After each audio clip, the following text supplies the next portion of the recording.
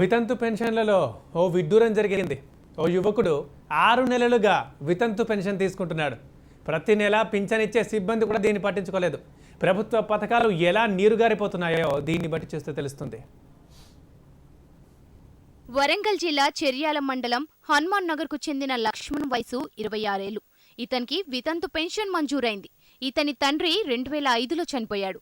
దీంతో ఆయన భార్య లక్ష్మి వితంతు పెన్షన్కు దరఖాస్తు చేసుకున్నారు. ఆమె ప్రతి నెల 200 పెన్షన్ తీసుకునేది.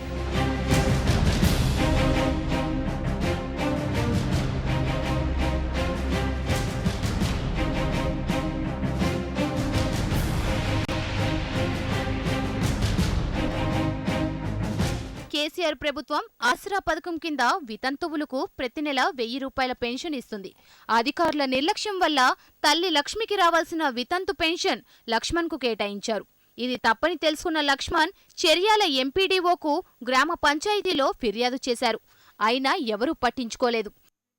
రాష్ట్ర ప్రభుత్వ ఆదేశానుసారము మొన్న కొత్త వచ్చిన ఆసరా 1000 రూపాయల పింఛన్ కొరకు దరఖాస్తు చేసుకునగా ఆ దరఖాస్తులో అధికారులు చేసిన తప్పిదం వల్ల అమ్మ పేరు మీద వచ్చే పింఛను నా పేరు మీద శాంక్షన్ చేసినారు.